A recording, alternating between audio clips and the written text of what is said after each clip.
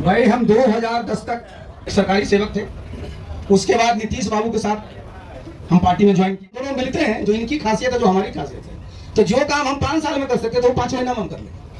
बहुत सीधी सी बात। सबसे पहले तो मैं प्रशांत जी को बहुत बहुत धन्यवाद देना चाहता हूँ कि आज हम तो पिछले सप्ताह भी नहीं सोचे थे कि 18 तारीख को रविवार के दिन आप सबकी आवाज पार्टी का विलय हम लोग जन स्वराज में करेंगे। देखिए, मैं तो इन सब चीज़ों में विश्वास करता हूँ और आज रविवार का दिन है।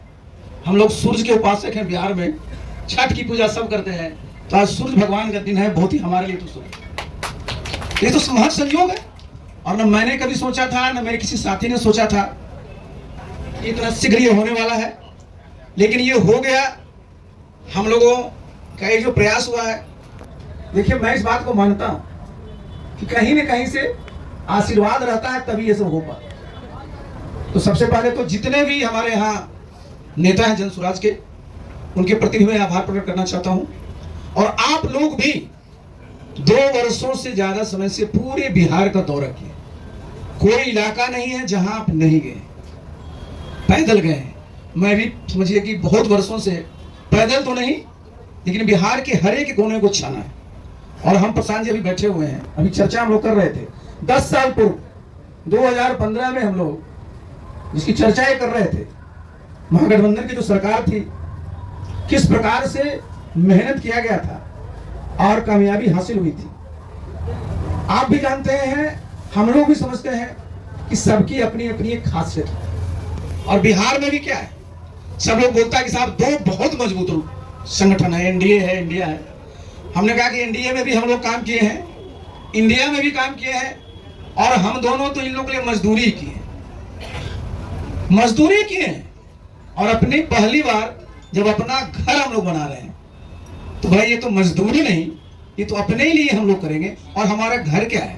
हमारा घर ये सुंदर बिहार, खुशहाल बिहार है।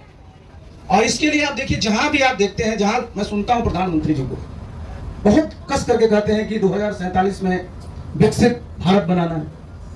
बिहार के बारे में चर्चा नहीं होती।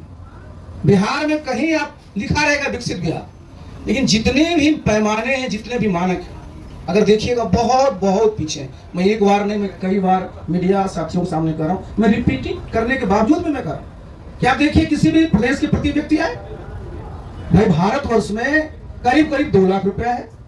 बिहार में आज भी 60,000 नहीं पार कर पाया। और 2047 में जब राष्ट्रीय आय 15-16 लाख हो जाएगी, तो अगर यही स्पीड रहा तो बिहार उस समय भी 3-4 लाख पर रहेगा। तो जरूरी किस बात की, जिसकी चर्चा प्रशांत जी कर रहे थे कि भाई वो बिहार, यहाँ क्या होता है, सब लोगों को डिमोरलाइज किया जाता है कि बिहार में कुछ नहीं है। क्या बोलते थे कि यहाँ बालू है, फिर एक नाम ले लेते, मैं नाम नहीं लूंगा, और फिर कहते थे आलू। मतलब कहीं यहाँ कोई खनिज संपदा है ही नहीं। मैं तो पूरी जिम्मेवारी के साथ एक बार नहीं, मैं दर्जनों बार कहा हूं, क्योंकि मैं साल भर ही रहा हूं केंद्र में इस्पात मंत्री, नेशनल मिनरल डेवलपमेंट कॉर्पोरेशन उसके अंदर आता। जब मेरे सामने प्रेजेंटेशन हुआ था प्रशांत जी, मैं तो बिल्कुल उछल गया कि आज जिस रेयर अर्थ की बात कर रहे हैं, चाइना सबसे बड़ा प्रोड्यूसर है उसका, बिहार में आपका नवादा से लेकर करके आप चलिए भागलपुर तक पूरा का पूरा कूद भंडार है सोना का। कहीं आज भारत में खुदाई नहीं हो रही है, बिहार में एक जगह नहीं 2-2 जगह सोना का कूद भंडार है, टंगस्टन का कूद भंडार है, बहुत सारी चीजें। और आप कहिएगा कि या तो आप तो रहे नीतीश बाबू के साथ, तो कहानी उनको बताए थे। मैंने 4 घंटे मैंने उनको बताया था ये है, और लोगों को बताया जाए बिहार में क्या कहता है, झारखंड बट गया तो सब तो खनिज वहां चलाएगा, बिहार में क्या कर पाइएगा। तो बिहार में हमारे पास खनिज भी है, हमारे पास मानव संसाधन है, हमारे पास आज तो टेक्नोलॉजी कहीं से आती है। सिर्फ कमी किसकी है? फाइनेंस की। तो किसी भी प्रदेश में जो इन्वेस्टमेंट आता है उनका घर का होता है, जितने फाइनेंशियल इंस्टीट्यूशन उसके होते हैं। लेकिन बिहार में कभी चर्चा होती है क्या? आज भी देखिए सेमीकंडक्टर्स के यूनिट लगे हैं देश में।